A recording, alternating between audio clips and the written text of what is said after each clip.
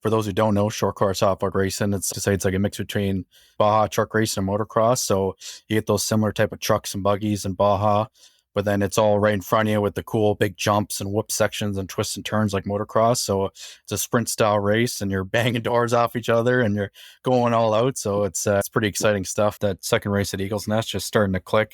It was a bit muddy, but I was just able to put the truck in the right place and pick the right lines, and it was such a great feeling just finally getting that click in the truck and getting a good feel for the track and when to set the truck up and throw it in the corners and stuff like that. And it's a blast. There's some cool tight 90-degree chicane and stuff like that. And if you can hit those just right, you throw the truck in and you're able to use that kind of momentum to throw back the other way, just like if you're drifting. That was definitely one of my most memorable moments that race weekend for sure. Warning. The 4x4 Canada podcast contains discussion about exploring mountains, camping beside lakes, and enjoying the outdoors. Guests also talk about jumping race trucks side by side, racing 1,000 horsepower rigs across mud pits, and jumping monster trucks over stacks of buses. None of this is for the faint of heart. The 4x4 Canada podcast is not responsible for bringing out your inner adrenaline junkie or making you want to get out there and explore the back roads from coast to coast. The 4x4 Canada podcast is not responsible for broken parts due to jumping your vehicle, hitting mud poles too hard, crossing deep streams, and doing other dumb shit. However, we will take credit for inspiring you to explore mountaintops, spend quality time outdoors with your friends, or meeting new like-minded people, and most importantly of all, following your dreams. Welcome to the 4x4 Canada podcast. I'm your host, Wes. And I'm your host, Trisha. And I'm Kyle Desouza, currently race Class 7 with the Ontario Off-Road Racing Association. Oh, man, I'm so excited to have you here today, Kyle. Thanks for reaching out and talking to us. As you may know, I used to be quite involved in the Ontario Off-Road Racing Association, and I miss the guys. I miss the races. I miss the gals. It's just a shitload of fun over there. That it is. Yeah. Definitely make a trip again sometime to come hang out with us. Love to have you. It's something I've been promising everybody for a while. And yeah, I got to get out there in the next year or two for sure. So the Ontario Off-Road Racing Association is basically short course wheel-to-wheel racing. I've often described this form of motorsports like a combination between motocross and sprint car racing. There's jumps, you're flat out. It's a combination of both of those. So maybe if you can tell us a little bit about the Ontario Off-Road Racing Association, how people can find out more information about it, and basically what it is. Sure, yeah. To expand your points, for those who don't know, short course off-road racing, it's to say it's like a mix between Baja truck racing and motocross. So you get those similar type of trucks and buggies in Baja, but then it's all right in front of you with the cool big jumps and whoop sections and twists and turns like motocross. So it's a sprint style race and you're banging doors off each other and you're going all out. So it's pretty exciting stuff. You can find ORA. They got a website at ORA, which stands for Ontario Off-Road Racing Association. You can find them on Facebook, Instagram, TikTok, and we don't have stuff from the club on YouTube, but there's some cool stuff from yourself from Vintage for Canada that's got some cool videos from back in the day, or there's some people on their personal YouTube pages. If you look up ORA Racing, some cool stuff from Brockville and stuff like that, so that are more recent. You're welcome to check all that stuff out, see what we're all about. Everybody's been open. If you can message the ORA page for anybody is more than willing to answer any questions you have about the sport, and they're happy to have anybody out that's interested in it. So there's basically a bunch of different classes. I think you guys are up to around 4 or 5 classes kind of idea now, where it seems to float around. Everything from the Class 7, like what you're running, up into the unlimited trucks and unlimited buggies. Can you break it down for our listeners? Sure, yeah. So I start with their kind of more popular ones. You got the trucks, like you mentioned. So it's a mix of the older Class 4s, which would be an unlimited 4-wheel drive, a Class 3, which would be a more of a stock-based 4-wheel drive, and then you got like a Class 8, which would be a limited 2-wheel drive. So it's a cool mix of all those. It's a very open class. So if you like the design and throwing your own kind of thing at it, that's definitely a cool class for you. The only obviously restrictions is safety stuff, so it's important for the club and everything. You get Class 10, which is our single seat, full tube chassis, full open suspension class. Those are pretty sweet to watch. You're only limited on like CC and stuff like that, depending which engine package you run. And then, of course, my Class 7. So they've called it semi-Class M now. So it used to be more of a stock-based class. Open it up, you can do a little bit more modifications and put your own little twist on it. So those are a ton of fun. It's a very low budget Ranger S10 style truck. Those are a blast to ride. And then you got like your 1.2 1600 buggy. So the 1.2 stands for a single or a 2-seat. and then it's a 1600cc based Volkswagen engine. You're allowed a mild modification with that, but those are blast to see you running around. So anything with the 2-seat, obviously you can take your significant under, your best friend, or your buddies out racing with this. That's always fun to throw in front of the side seat and go for racing. And then we got a few extra classes that aren't as popular, but we do offer them. They got a class 9, which is a bare bone stock mini truck class, a class 6, which is like your beater cross. So you can take your old Honda Civic, throw some safety stuff in it, and away you go with some buddies and go racing. Or you got like a tough truck class, or I think it's called, can't remember the number, but it's listed on our website. But similar thing, like an old Tahoe or Yukon, throw some safety stuff in it and off you go racing. And we do offer a couple of side-by-side classes as well. So if a pro and a stock, so pro self-explanatory, a little more open. You can throw some little more modifications with it. And then your stock class is more a stock-based side-by-side. So you get a good amount of side-by-sides, a few races, stuff like that. So it's cool to see as well. So plenty of options if you want to get involved and come racing. So those are all our sweet classes you can check out. So basically, as long as you got the safety gear, they'll find a class for you. Exactly. I have to admit that I've done both desert racing and the short course stuff, and there's a real allure to each one. But the short course, like you say, you're coming off a jump, going into a corner 3 wide, rubbing fenders, rubbing doors with the other guys or gals, and it's just a pure excitement for 10 minutes, right? Pure adrenaline rush. Oh, complete rush. Yeah, it's unbelievable. It's nothing else for sure. Yeah. So with the classes, one of the things that you mentioned is that like your class 7 that you're in, as well as the class 1 to 1600, what I've always loved about those classes is that they're very close in regards to competition. You're very limited on your modifications. So it almost ends up being a driver race kind of idea. Yeah, that's the cool thing about it. It's very budget friendly. It's a great foot to get your foot in the door. There's a few options, a few used vehicles out there right now. So anybody in the club's happy to help you and point in the right direction. But for anywhere from the $5,000 to $10,000 range, you can buy. Some people are selling a whole truck with spares and everything out there. You can throw in your truck and you're racing. Same thing with there's a couple 1600 buggies as well in that $5,000 to $10,000 range. So I always say it's a fraction of the price compared to trail riding and a side by side. Those are $25,000, $30,000 for top of line ones. So for your bang for your buck to go have some exciting fun, I think it's a great way to get your foot in the door and come race with us. Yeah, for sure. And there's guys who've been racing 1600 for years, right? And they just love that class. There's opportunity for them to move up, but they just love that class just because of the tight competition. Definitely. Everything's so close. And like you said, you're 3 wide going through the first turn and sliding up on guys and lean on them a little bit. It's a ton of fun. So let's hop back a bit. I know your dad used to be involved with the off-road racing for a number of years.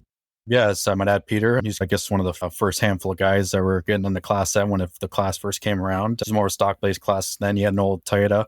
Actually, Kevin Obey currently rebuilt it, so it's out there racing now. So it's cool to see it's still alive and kicking. So that was a pretty sweet truck. But he was a big fabricating guy, so he's been a great person to learn off of as I get into racing. So following him around, and his buddy Steve McCross, and he crewed for him a bit, racing the Pro 4 in the States. So being a little guy, running around grabbing body panels and signing posters, that was it. I was hooked from then on out. So finally pulled the trigger to get into it this year. But yeah, he did that Class 7 for a handful of years, and it's been cool to learn off of him getting into it.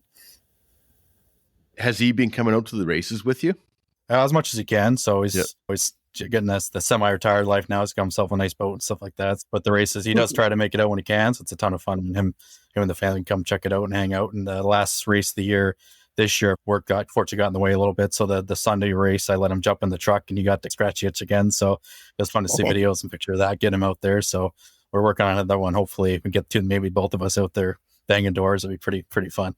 That's pretty awesome, to see him out there enjoying it again, right? For sure. So before you got into the off-road racing, you were doing some other forms of motorsports, right? Yeah. I was younger. My dad got me a kart, got into karting. There were Hondas at the time and did it for a tiny bit and got in a bit of a bad wreck. So I was a little timid kid, so for a bit got out of it. But I was in high school. I was working 2-3 jobs, put a bunch of money away, got back into karting myself just because I just had to get back into racing. So I did 2-stroke tax 125 CCs for a while. So those were a blast. And then to be a little more feasible, I stepped down to a 4-stroke Briggs and Stratton. They call it an LO206. So those were fun. I did the full Ron Fellows karting championship series. That was a lot of fun. That's super competitive, that stuff. So that was fun. Did that. Got out of it, did snowmobile and ATV and stuff, and just can't get away from the racing itch. So I finally pulled the trigger on getting the truck, getting back into racing, and that's it. It's been in the dust since. So right now, what are you racing? What is your track? Yeah, it's like a mid to late 90s Ranger body style on it. So it still has the I-beam suspension and stuff like that. So those are pretty nice. You get a little more travel and stuff out of those. So I believe Kevin Obey was the guy that built the truck. So he built it for more like a tough truck style racing. And the last gentleman I bought off, Mike Vanderswag, he's big suspension guys. He put coilovers stuff in the front. So I lucked out big time picking up this truck. It was already set up pretty good. So thankfully I lucked out with it. But that was a super fast truck. It's a ton of fun, but still basic suspension mounting points, basic leaf in the rear. So there's nothing too crazy with it, just some little bit better shocks, tiny bit of motor work, and I was gone racing. So it's a pretty sweet little truck. And it's a Ford Ranger. It Ford is, Ranger? yeah. Yes, correct, yeah. And Class 7 is still limited to 4-cylinder, right? Yeah, it is. Yeah, you're limited to 4-cylinder, I believe up to 2,800 cc's. So you're a little bit of openness. So just this year they changed some rules. So to make it a little more easier to get engine stuff, you don't have to have the power plant from that chassis in that truck. So it'll make it a little more easier for people to get into and stuff like that. So it does have to be a production motor to keep the cost down, but you're welcome to run any production motor, any production chassis. So hopefully it opens up so more people get involved in it. Yeah, I remember years ago when I was involved with it in the 2000s, there's a number of S10s running, and they ended up putting the Ecotechs in those. Right on. And that was a complete different engine, and it just woke those S10s right up. Oh, I can't imagine. Yeah, anything EF5 for sure. That'd be the next upgrade for sure. If I get a 2.3 or a 2.5 or something out of a modern Ranger, that'd be pretty sweet. Yeah, for sure. Have you named your truck? I don't know if it's a thing in the race world. I don't know if you guys do that. You guys do, right? I would. I love that she's a she, because some people are like, yeah, it's a she, or it's like, yeah. Some of the girls are like, no, my truck's a guy. I'm like, okay, that's totally cool too. Kyle's is a she because it's temperamental. You mentioned your dad's shop. Maybe if you want to give a mention again to him and some of your other sponsors. Sure, yeah. Big thanks to JP Car and Truck, based out of Markham, Ontario. They do good honest service. It's not like a dealership or anything like that where they try and force extra stuff on you. They're great guys down there. Him and cousin Andre. Century Signs does all our decal work on the truck. So they're also based out of Markham. They're a great company to work with for any signage and wraps and stuff like that. Just a quick shout out too to the companies that support the club: Kennington Construction, Tower Events, City Homes, DNF Crane Rentals, Epic Racewear, TMR Customs, and Dinsmore Excavating as well. So big thank you and shout out to those companies as well for supporting the club. And some of those companies have been supporting the organization for years. They've been sticking with them and supporting. So a huge thank you to those organizations, because without organizations like that helping you guys out, there wouldn't be any racing going on. Definitely. Big thank you to them. Yeah. Last year was your rookie year, right? It was, yeah. How'd it go? Pretty good, yeah. I ended up walking away with the championship, so I was pretty pumped about that. A little bit of a nice surprise, but a tiny bit of ups and downs. But big thing learned from my dad was going as prepared as possible and bring as much spirit and stuff as you can. So that was a huge help. But yeah, it was a blast. Some of the guys run against had some mechanical issues with some of their hauling equipment, so fortunately weren't able to make out to every race. So that played in my favor a little bit. Everything was consistent, able to race every weekend, and progressively got faster, and it was a ton of fun. I'm definitely going to try and do this as long as I can. This is unbelievable sport for sure. Preparation's a big thing. So any bit of prep you can do pays off dividends once you hit the racetrack for sure. Yeah. What's your favorite race? Favorite race this year, I'd probably say the second race at Eagle's Nest. That's Shawinigan, Ontario. It's the first race I was a little more timid, working my way up to the line. I've always been that type of driver where I don't full send it off the bat and kind of find the line. I like to work my way up to it. So the second race, it all just started clicking, getting used to hitting the jumps and the turns. It was a bit of a mud race, and some tips from my dad for setups and stuff like that. It was a huge help, and was able to click and picked up my first couple of wins. So that was a ton of fun running in the mud and sliding around, and it was a blast. It was such a sweet weekend. And your least favorite? Least favorite, probably say the Bancroft weekend. Nothing against them or whatever. It's just bad time with the weather. We got rained out, and part of it's on me. I just didn't have the truck prepped too well to run in the mud, so I ended up sucking up some water through the air cleaner and hurt the valves and stuff like that. So thankfully I got away with just doing re-lapping the valves, but it's all part of it. First season, learn the ways, prep better for the mud, protect that air cleaner for sure, make sure she doesn't take a stiff drink of muddy water. But that was, I'd probably say that one was the worst one, even though it was still a fun weekend overall, but it's a good learning experience for sure. What's your favorite track? Definitely have to say the Eagles. It's pretty cool. It's got some undulating turns and off camber stuff, and once we get a little bit more bigger jumps and stuff in there, I think it'd be a pretty sweet track to have some people out to. It's our own little event, so if every year we can build on it tiny by tiny bit, I think it'd be a pretty sweet spot. Yeah, there were some good videos on it on the Cross and Motorsports Instagram account. They had some good videos of Eagle's Nest, and that's over towards Oshweekend, you said, right? It is, yeah, Hamilton Oshweekend Way. So it's not too far from if anybody's familiar with the dirt track, the sprint car track. It's probably like 15 minutes away from there. So it's a pretty sweet spot, yeah. Yeah, no, it looks like it's going to be a nice track once they get everything all dialed in on it for sure. So now, being that you've basically a rookie last year, what have you learned over the last year that you're going to put into the 2025 season? Just probably off track stuff. Just preparation's huge again. Just any little bit I can get the truck ready if I have time to do it. I'll do it. Just any little bit, because to finish first, you got to finish. So that's a huge thing. Preparation's a big thing. And then on track stuff is momentum's your best friend. Just the right amount, though. It finds it can hurt you as well. If you say you're coming in the corner, once you find that right amount of, if you can chuck the truck in and find the right amount of momentum to carry the speed around the corner, it's the best feeling in the world once you hit that corner just the right way and everything. When you're hit that, it's a zen moment, just going through the track and hitting all your marks just the way you want. But definitely momentum's your best friend when you're out there for sure. Especially with the tool drive. Definitely, for sure. Yeah. Finding that cushion and just riding it just right, it's pretty cool. I was going to get into how do you get into racing? If you, as a new racer, what advice would you give to someone who would want to get into off-road racing? Well, sure. Yeah. The first thing, just if you're fairly unfamiliar with what we do, come out, check us out.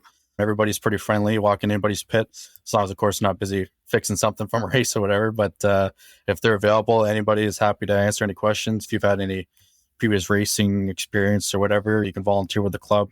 I'll flag with us and stuff like that. But yeah, we're on social media and stuff like that. Send any comments or messages. Anybody's happy to answer any questions for getting into it. Yeah, just like I said, just to keep driving home that point, preparation's huge. So if you're buying a truck or buggy, getting into it, if you have time between races, just give it a good once over.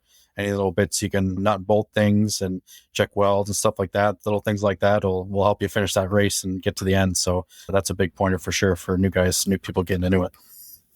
I agree 100%. I think I'll give a quick shout out to some of the episodes we have done with some of your fellow racers. And I recommend our listeners go and check those episodes out. We talked with, most recently, Ontario off-road racing legend Milan Mazanek a couple of weeks ago. Dude is a legend. He's lived down in the States now, but he won championships throughout the 80s and 70s, 80s. And into the 90s. And that was a great conversation. But also we talked with the McCrossans, both Steve and his daughter Nicole, over the last couple of years. And they're both active racers. And coming from a different class of what you're racing is a different perspective, right? Definitely recommend going back and listening to those episodes. In regards to your comment about getting out and even becoming involved, I agree. That's the best way to do it, is go out, be a flagger. The group is always looking for people on the flags. And to be honest with you, being a corner worker, you can't get any closer other than being in the vehicle. There is something about 3 trucks going 3 wide into a corner. You're standing on the inside of the corner. You got another truck on your left, another truck on your right. You're looking all around and you're right in that middle of the action. It is nonstop when you're as a corner worker or a course worker. If you can't afford to get into racing or you just want to check it out a little bit, definitely talk to them about volunteer to be a corner worker, because it is the closest thing you can get to being inside that vehicle. Yeah, literally a front row seat. You're right there on the inside of the corner, and you're right in the part of the action too. You're ready with the caution if you got to throw it, and you're in there if you got to help somebody. So it's, like you said, it's a blast just to be right there. Yeah, it's such a rush, and hopefully it doesn't happen, but when a vehicle flips over in front of you, or you're right there, right? You're right in the middle of it, and it's so much fun, and you don't have to pay to have a vehicle there. 100%. Yeah, exactly. So yeah, I definitely recommend, if listeners are interested about the racing, even just walking through the pits. As you mentioned, everybody's friendly, and that's one of the things I really enjoyed about the Ontario Off-Road Racing Association is, even though we're battling it out bumper to bumper, door to door on the track, and if somebody breaks and there's 10 guys on that vehicle working to make that truck back together, and you're borrowing parts from your fellow competitors, and there's people running into town for parts or whatever, and then the whole atmosphere after of, I know you guys have potluck dinners and things like that, and it's just a whole family atmosphere, and that's one thing I really do miss about the off-road racing in Ontario. Definitely, yeah. That big family atmosphere. It's unbelievable. Just it was such an amazing feeling my first season, and everybody was so welcoming, and it's a blast to catch up with some old friends from racing I haven't seen in a while, and just to meet a bunch of new friends and racing family. It's like you said, those potlucks are always a ton of fun, and everybody brings something good and sit around in one big circle and having a big plate of grub with chatting with everybody about hearing old race stories from my dad and other guys and Stu and all that stuff. It's definitely a blast for sure. And if somebody has a birthday on that weekend, look out. Yeah, for sure. Yeah, ton of fun. Yeah, and then there's also the sitting around the campfires and I'll say all that bench racing, and you get there's lots of guys who've been racing for years that are still out there. Paul Robertson is a bloody legend in the buggy racing. How old is Paul? He's got to be like 120 now, isn't he? Yeah, I think he's in his 70s now. Yeah, I think so. Yeah, he's a legend. Yeah, he's a blast to talk to. He's such a great guy to lean on and learn from. So he's definitely a good one to chat with at the track for sure. One of my favorite people out there. He's such a nice, kind gentleman, and his knowledge is great. I was talking to him a couple weeks ago, trying to get him on a podcast, but technology is a little tough sometimes. But we will get him. That might be my draw to get out there and go to a race with you guys, so I can sit down and talk with Paul. And there you go, do it in person if you're able to. That'd be pretty sweet. Exactly. Riding a trailer at the track if you can. that would be ideal. So going back to this year, who were some of your biggest competitors this year? Definitely, I don't know if I'd say competitors, because everybody gets along so well with everybody.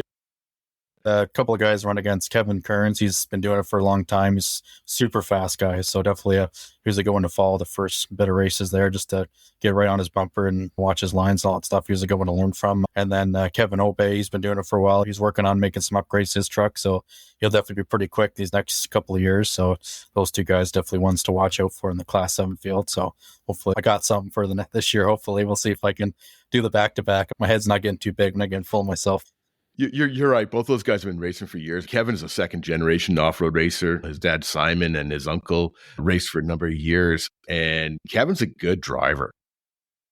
Definitely. Yeah, he's a good one to learn from and follow on the track. Yeah, him and his family have really been involved in that Class 7 for years. Even back when I was back involved in it, they were the guys who were building the trucks. And I think Kevin has probably built half the Class 7 trucks around.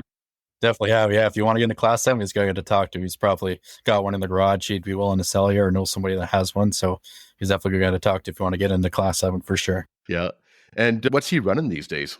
He's got a couple Toyotas. So he had a few he was selling throughout the season. My dad's old truck being one of them. So Andrew Gosnell bought one of those. Hopefully we'll see him at a few races this year. But he's just a big Toyota guy. So he's got a few of those on the run. I think they're all Tacoma, obviously, small truck class and all. But he's got some pretty cool stuff. He's doing some suspension upgrades on his new one, doing a lot of stuff like similar to a Pro Light would be in the States, which is like a Ranger size truck. But obviously those are completely spaceships compared to these 7s, but he's taking some cues from that and building on some pretty sweet suspension stuff. So I can't wait to see that thing in action for sure.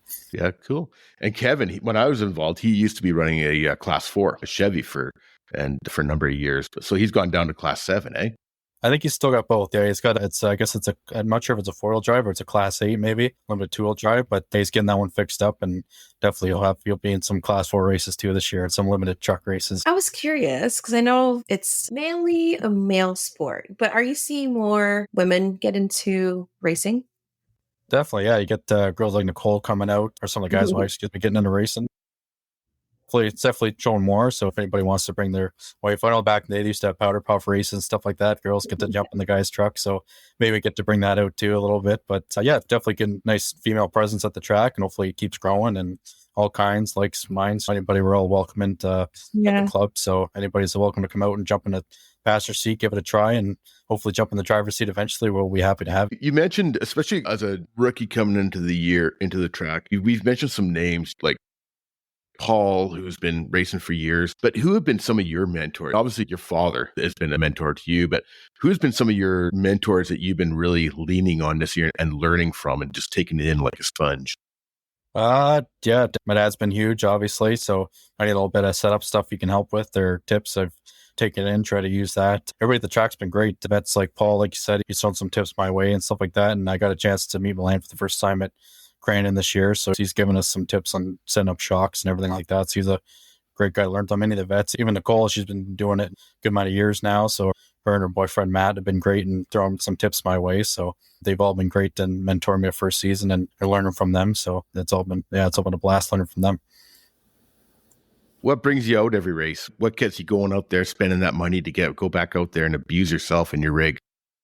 Just that rush. Once you get racing, you strap that helmet on and it's just a blur. It's you see the red mist and away you go. And just whether you're leading and you're trying to run away from the guy behind you, or you're whether you're the rabbit or whichever you are, it's no matter where you are on the track, it's such an unbelievable rush. And like I said, just that kind of that zen moment when you just get your line just right going around the track, it's such a cool feeling. So if I can keep that going, we'll definitely be doing it. When I ask this question, I get a different answer from everybody. But when you're sitting at that starting line, are you pumped and you're just like blood's just up pumping through you and you're excited, or are you sitting there nice and calm?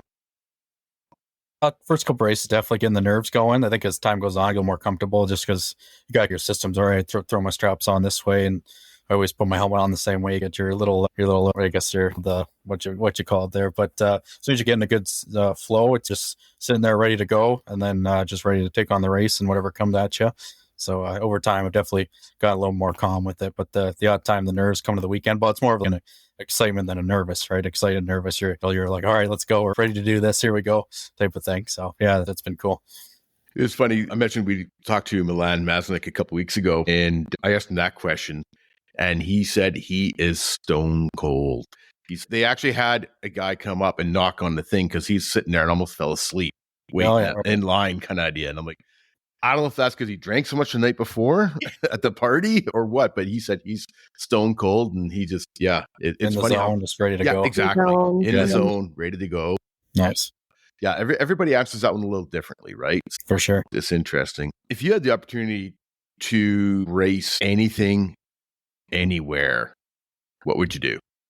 Oh man, obviously it'd be Pro 4 Turn 1 at Crandon. Come on now. Crandon's like the 2500 Super Bowl for short course. So that'd be the pipe dream for sure. If I could ever by crazy chance, and you have to be Pro 4. If I can just experience that race in some class, that'd be bucket list. That's it. I could die the next day and I'd be a happy man. But for our listeners, Crandon is basically Crandon, Wisconsin, and it's every Labor Day is the big race. I think they have another one in the spring or the summer, but it is the granddaddy of short course racing. It wasn't the first track, but it's definitely gone to be the most popular track. It's wide, it's long straight stretches, it's wide, it's sweeper corners, it's a land rush start, which is really interesting because you can have 10, 20, 25 vehicles going all into one corner. They start, 10 wide or something like that, and all funnel into that first corner.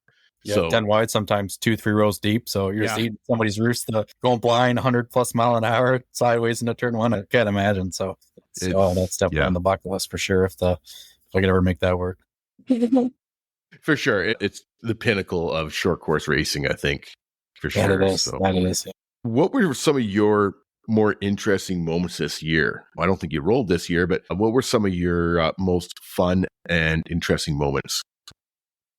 Like I was saying, that second race at Eagles Nest, just starting to click. It was a bit muddy, but I was just able to put the truck in the right place and pick the right lines, and it was such a great feeling, just finally getting that click in the truck and getting a good feel for the track and when to set the truck up and throw it in the corners and stuff like that. And it's a blast. There's some cool tight 90-degree chicane and stuff like that. And if you can hit those just right, you throw the truck in and you're able to use that kind of momentum to throw back the other way, just like if you're drifting. That was definitely one of my most memorable moments that race weekend for sure. Have you had the opportunity to hop into a buggy yet?